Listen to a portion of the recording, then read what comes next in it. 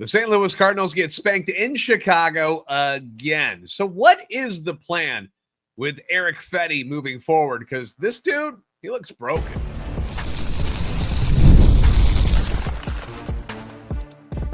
You are Locked On Cardinals, your daily St. Louis Cardinals podcast. Part of the Locked On Podcast Network, your team every day.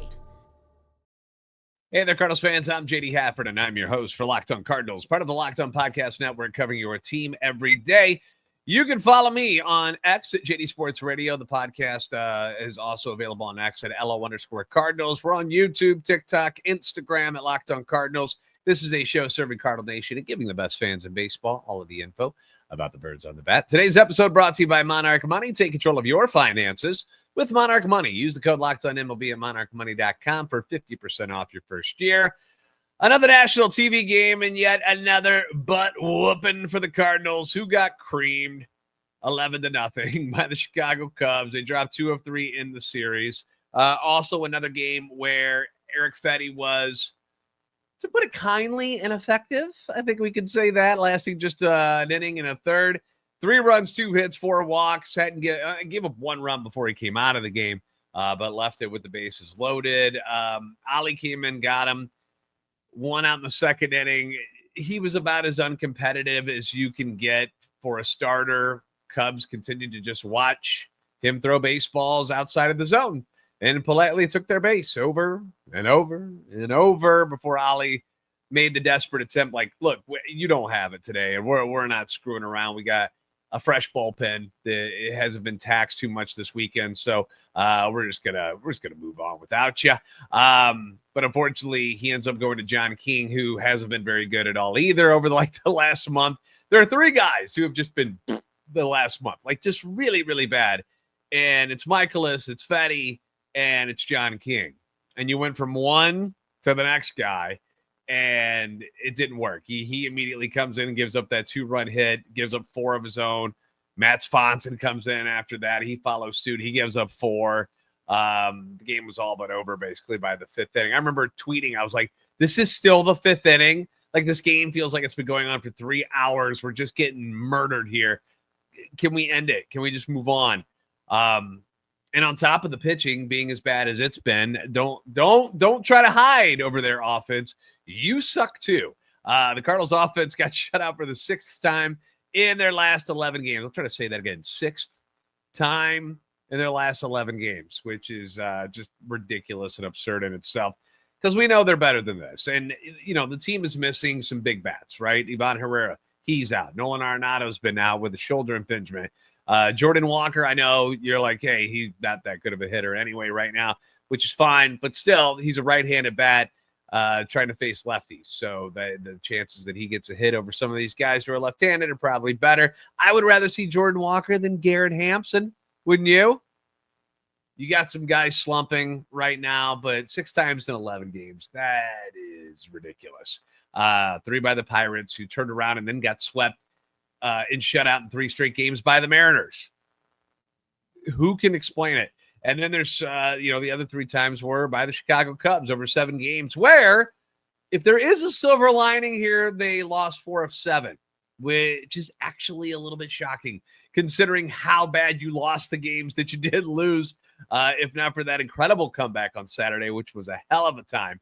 I was driving to a dinner party. My father-in-law had his retirement party on Saturday night. So when I left, the score was 5-3 Cubs, and we're driving along and we're, talking and whatnot. We get to the restaurant, and that's when I saw what the score was after the Cardinals came back and took the lead on the Pozo home run.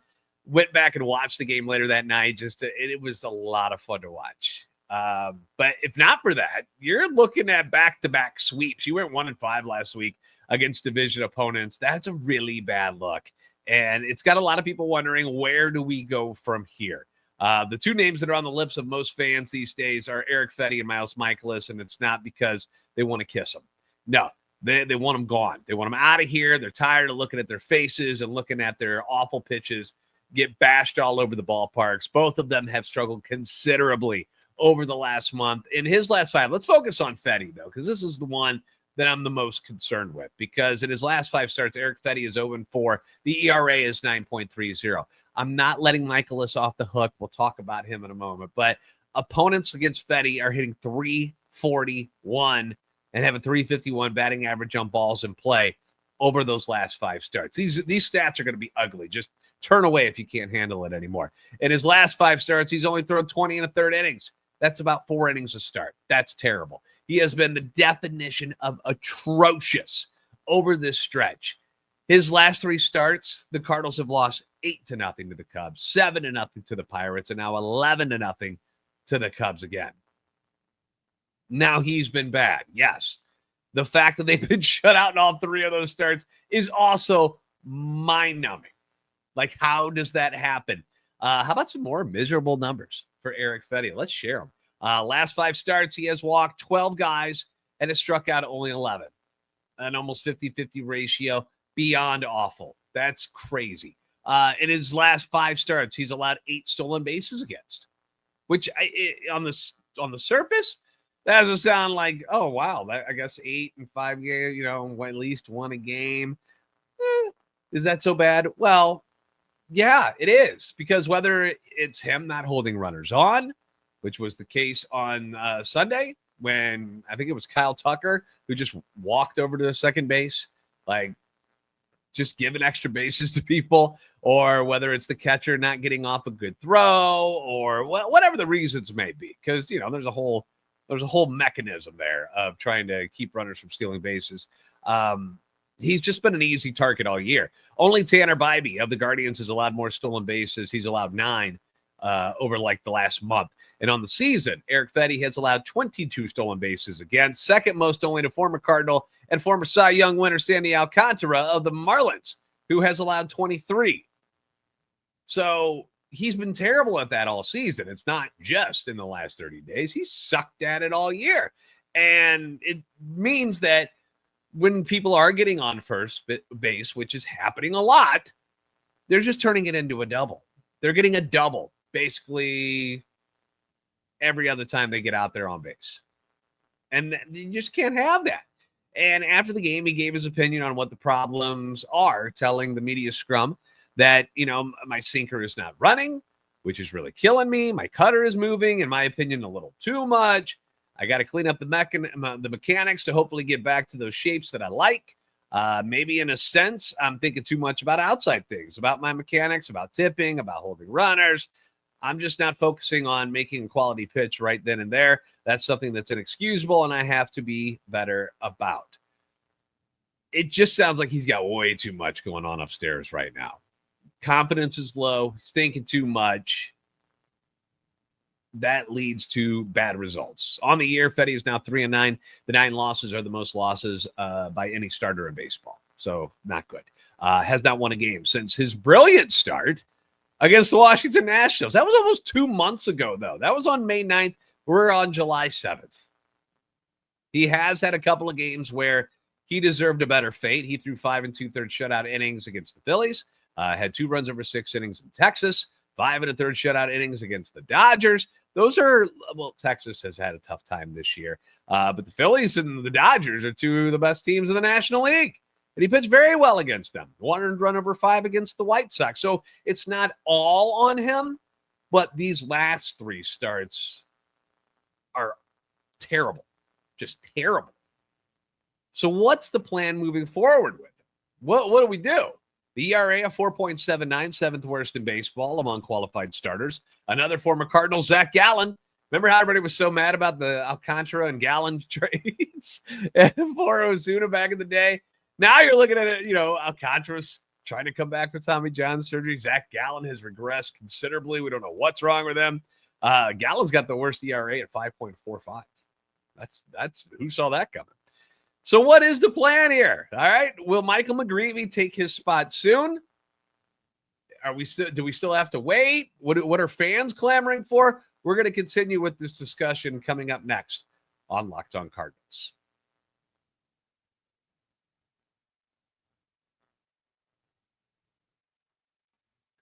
Today's episode being brought to you by Monarch Money. Ever wish managing your money felt easier? With Monarch Money, it can. Whether you're growing your savings or planning a big purchase, Monarch puts you in the driver's seat. It's like having your own personal CFO, giving you full visibility and control over your finances. Monarch Money is more than just a budgeting app. It's a complete financial command center. You'll be able to track all of your accounts, investments, and spending in one place.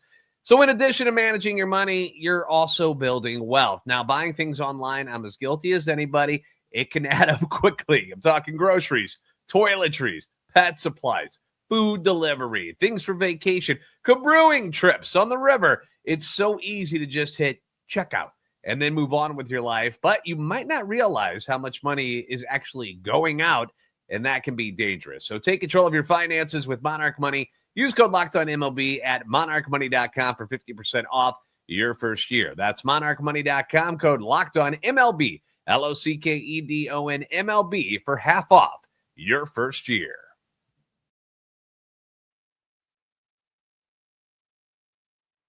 Thank you again for making Locked On Cardinals your first listen every day. You can leave comments on YouTube as well as on X anytime you want. Your feedback is always welcome and encouraged. In fact, just got some breaking news. JJ Wetherholt has been promoted to AAA Memphis. How about that, JJ? Moving on up, moving on up. 300 slash line, 300, 425, 466, 22 extra base hits, 34 RBIs, 14 stolen bases in 62 games for Springfield. Just had a 2 home run night. He's legit. And it's good to see there that they're moving on from, I shouldn't say moving on, but moving up and progressing with things. They're not just going to slow play this thing. Like, let's go. Like, you're killing it at Springfield. Let's get you going. Let's get you up to Memphis now. So that's good news. Good news. Congratulations to JJ Wetherholt. Back to the ugly stuff. When you've been as bad, that sucks too, because that's such a good, happy thought right there. And now here we are. When you've been as bad as Erick Fedde has been, as well as Mikolas, who we didn't dive into too much there in segment 1, but he had that nightmare game on Friday night on Apple TV. No more national games for the Cardinals. Can we move them all? I don't want to see this anymore. We get embarrassed on national TV every time, and it's not a good depiction of what I think this Cardinals team really is. But in Mikolas' last 5 starts, 0-4 ERA, 8.31, and 11 home runs against. Obviously, Friday was crazy. So he's been almost as bad as Erick Fedde. So you got 2 guys in your rotation just laying eggs every 5th day for the last month, and it makes people question your dedication to winning, especially when you have someone that appears to be major league ready. John Mozeliak just said he's a major league pitcher, but there's just not a spot right now. You just got Michael McGreevy hanging out at AAA Memphis. He's 8-2, I think, down there, just twiddling his thumbs, count sheep, wasting away, while the Cardinals watch Fedde and Mikolas get pounded for the last month. And somehow this team, despite the bad pitching from Fedde and Mikolas, despite the offense going belly up more frequently, they're still in the hunt, you guys. They're still there. Again, the Cubs kicking the hell out of them in 4 of the last 5 games against Chicago. As bad as that is, and you're like, wow, look how good they are. The Cardinals still won 3 of 7. So that doesn't erase, just because you outscore them by a bunch in those other games doesn't mean that it takes away from the wins that the Cardinals did earn against them. They lost 1 game in the standings over the last 7 versus Chicago. It's the 3 in Pittsburgh that really stinks up the joint, in my opinion, especially after doing a lot of the good things and the right things that they did while they were in Cleveland the weekend prior. The Cardinals are 5 games over 500. They're 6.5 back in the division, 1 game back in the wild card. I know that it feels like it's worse than that because of how bad some of these losses have been. I get it, but I've said it a million times that you've got the ups and downs of the season. They're constantly going to happen. Just like when the Cardinals reeled off 9 in a row and everybody's like, wow, look how awesome we are. And then to see them get shut out 4 of their last 6 games, you're like, wow, they suck again. They're neither or. They're not a great team. They're not a sucky team. They're just a solid team, and they're missing a lot of pieces right now. They got some dudes that are struggling as we, crawl our way to this all-star break. It's been a grind for these guys. The last month has been very, very difficult. You've got all those double headers as well, so that hasn't helped. But I just feel like this team, you just can't freak out after one bad week. Just like you can't get overly excited after one good week, okay? Because this next week, where you've got 6 home games before the All-Star break, if you can go 4-2, people will say, okay, we're back, and we should start buying now at the trade deadline. I still believe that they should be selling. If they can add a piece for cheap or something, or in some way, shape, or form, trade some guys, but get some pieces back that can still help them this year, great. But I do not believe that this team is anywhere close to being World Series caliber. I do want to see them in the playoffs. I think they definitely have a chance at that. They've proven that over this first half of the season. And I think a little R&R might help these guys a little bit, getting Ivan Herrera back, getting Jordan Walker back, Nolan Arenado getting healthy again. I think that would be huge. I think that would be a monster. I mean, losing 2 of your meat-of-the-order bats and 1 of your young outfielders that you're hoping will get better at some point, losing these people is a big deal. But if the Cardinals want to make the playoffs, they have to do something to either turn Erick Fedde and Miles Mikolas around into good pitchers again, or find someone else to replace them with. Barring some miracle, you aren't getting jack squat for either of them at the trade deadline. Certainly not getting someone of Tommy Edman's capabilities in exchange for Erick Fedde. Again, give it up. That ain't going to happen. So why not let Michael McGreevy take a spot? Give Fedde one of those shoulder fatigue IL stints. One of those where it's just like, I got out of the shower and, tweaked my hammy or something stupid. All right. Give him something that just lets Erick Fedde get away from pitching and just clear his head a little bit. You give him that time plus the All-Star break. Hopefully that will be sufficient enough to figure something out. But sending him out to the mound again in 4 days after what you've seen over the last month is not the actions of a team that is serious about winning. It's just not. I've already given up on them doing anything with Mikolas a couple of years ago. They appear willing to go down with that Titanic no matter what. Derek Gould wrote that the Cubs appeared to have a clue on what was coming in the game on Friday night when they mashed him for 6 home runs. And the Cardinals believe they spotted what Mikolas was doing. When he adjusted, he threw 3 scoreless innings. So maybe they did find something. Maybe he was tipping something. That's part of it. It does happen. They just had something about Chase Burns from the Cincinnati Reds, this number 2 overall pick, one of the top pitching prospects in baseball, and Boston just took him apart. And they were thinking tipping was the problem. And that's why that happened. So maybe that is, because we already know Mikolas doesn't have really the greatest arsenal of pitches and stuff anymore. But has the ability to be better than what we saw on Friday for sure. So per usual, they're not going to change anything with him as far as his role with the pitching staff. I'm telling you, they will go down with Miles Mikolas. They're not moving anything. They're not going to just DFA him. It's not going to happen. Get it out your head. They're not going to do it. I have seen some suggest that, hey, well, we just send him off to the bullpen. I don't know what good that does either. They're going to eventually have to pitch. You can't just hide him. He's going to get rocked at some point. The real move should just be not having them around anymore. That's what they should be doing. Stop using them as an excuse or a crutch for McGreevy not being up here. Just clear their spots and move on in life. You've already spent the money. You don't have to keep paying for it by making your team suck. Like, just say bye.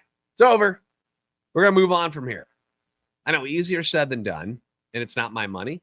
So it makes it real easy for me to spend other people's money. But the other issue, though, that the Cardinals have brought up multiple times, you've heard this, is organizational depth behind them anyway. Like after McGreevy, who by all things we've heard is they're fine with bringing him up. They're like, yeah, he should be here by now. Who's left to bring up in the rotation to take the other spot? Steven Matz has been brought up to me. I suppose you could.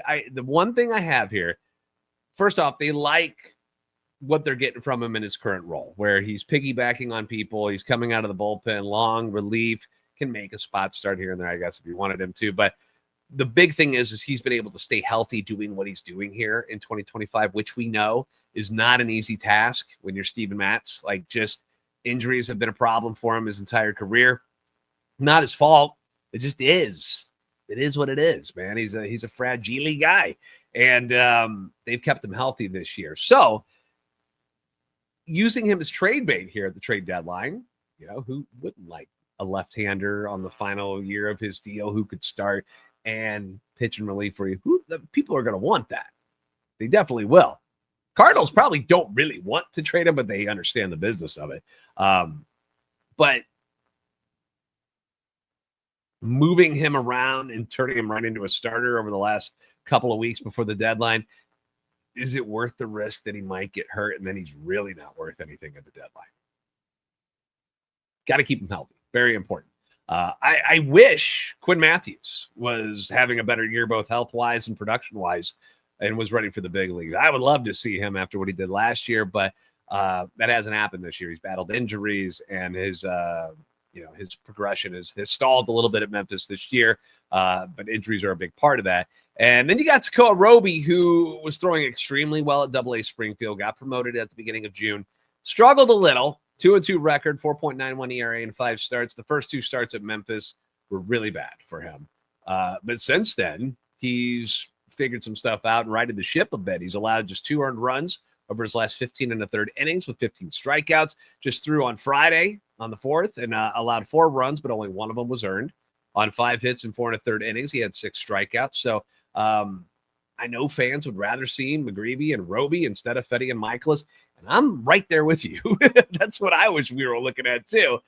And that still may happen depending on what the Cardinals do at the trade deadline, but you're going to have to wait until after the All-Star break, after they've assessed everything and figured it all out. Fedde's next start is supposed to be on Saturday before we get to the break. McGreevy is eligible to be called up again on July 10th, so we may see him soon. That might be a thing. I would love, like I said, my suggestion, shoulder fatigue. Just let him have the rest of this week off and the All-Star break, and then bring him back and see if things are better. And if not, then you cut the cord and you're out of there. See if anybody will get you anything at the trade deadline. Just something. Player to be named later. You just get something, move him along, and that way McGreevy's got his spot in the rotation, and Mikolas isn't going anywhere, so I'm not worried about that. But that's how you open up the spot, and that's how it's going to work. At least I think that's how it's going to work. Brendan Donovan is an all-star. Let's end on something positive. We already had one positive with the J.J. Wetherholt news. Let's end on another positive. We'll talk about the all-star, Brendan Donovan, coming up next on Locked On Cardinals.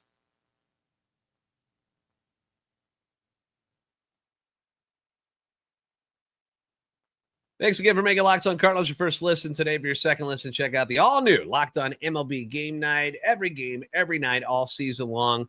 Local analysis, but on a national scale. You can find it on the Locked On MLB channel on YouTube or wherever you listen to your podcast. Myself and John Frisch will be hosting again tonight. It wasn't that long ago, if you remember, that Brendan Donovan was dominating the stats of NL second baseman, and it prompted me to make an episode about, is he the best second baseman in the league right now?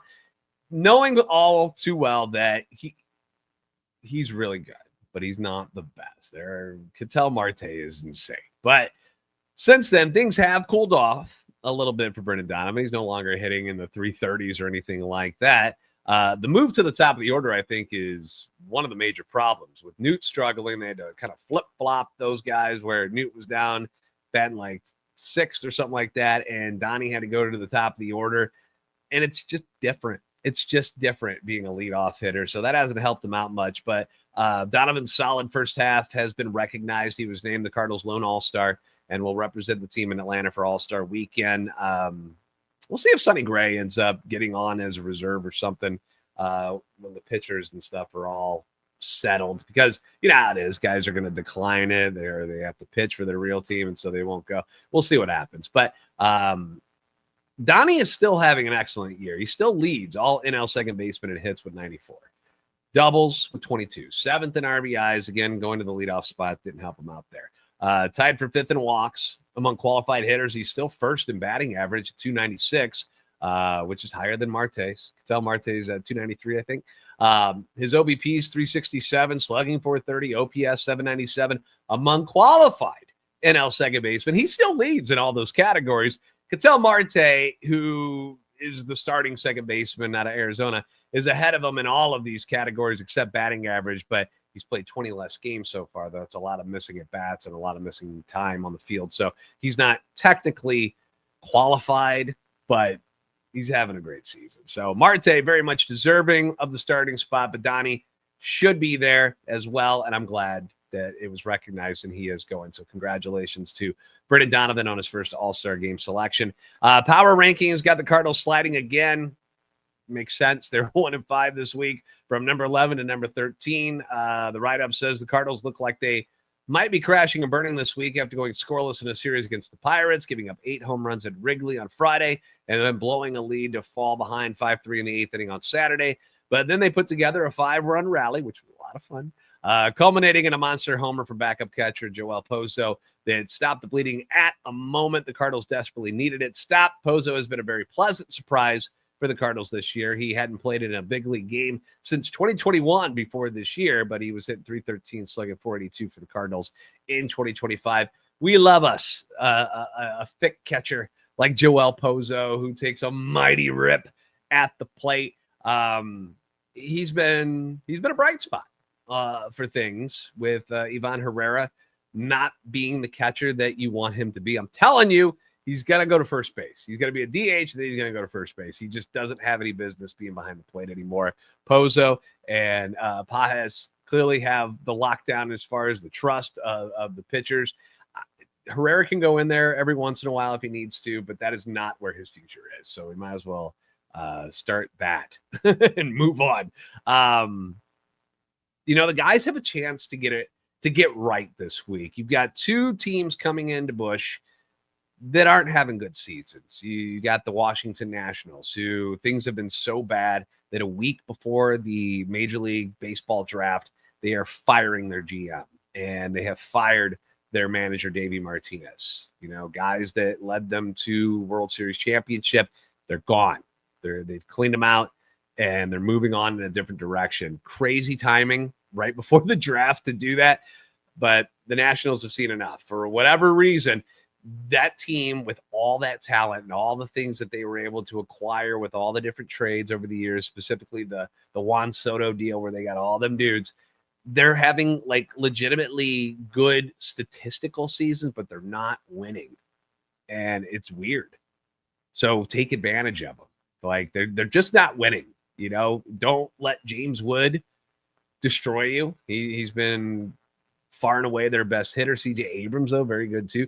But they got young talent. It's weird that they haven't been able to mesh well and get any wins this year. And then you got the Braves, who just got swept in Baltimore. And they're playing, I believe, against the A's. So they're going to be in Sacramento, and they got to fly all the way back to St. Louis to face the Cardinals at the end of the week. Health issues all year long. They can't stay healthy. Chris Sale is out. Schwellenbach's out. Acuna's back and murdering the baseball. But Marcelo Zuna's been banged up most of the year. He's having a terrible season. Matt Olson's been pretty good. He's had a good season so far, but it just hasn't. They haven't been able to stay healthy to keep the team that they envisioned on the field. So they're losing a bunch. So these are some teams that you can take advantage of. No, it's not the White Sox and the Rockies. Still teams that I fear can give you some trouble. But the Braves also don't believe they have a left-handed starter to throw against the Cardinals either, which is good news since the Cardinals can't hit left-handed pitching. But you got a chance here. Like I said, if you can go 4-2 to wrap up things before the All-Star break, I think that'll put you in a good spot. And then you're really going to have to ask some questions about whether or not you need to buy or sell or both. I say both. I say you got to think about the future, but also, give it a try. See if you can find a right-handed hitter that can hit lefties. They're not falling off of trees, though. That's not going to be an easy thing to find. There's a lot of teams struggling against lefties this year. But that's where I feel like we're at. So tomorrow's episode, we will talk about, the Washington Nationals and whatever news we hear. Maybe we'll get some news about Fedde and stuff. But as of right now, the big news: JJ Wetherholt has been promoted, going up to AAA Memphis. His time in St. Louis is coming real soon, and that's gonna be the next thing. Is he gonna get the McGreevy? The McGreevy, I don't know, excuses where, well, we just don't have any place to put him. So you're just going to let him sit down there? So we'll see. We'll see what happens if he gets the McGreevy treatment. That was the word I'm looking for. Thanks for making Locked On Cardinals your first listen every day. If you haven't already, please give us a follow on X at LO_Cardinals and at JD Sports Radio, TikTok, Instagram, YouTube, of course. Make sure you come on over, subscribe to the channel, keep our love for the Cardinals growing throughout the community. You guys are the best fans of baseball for a reason. And we will see you next time on Locked On Cardinals.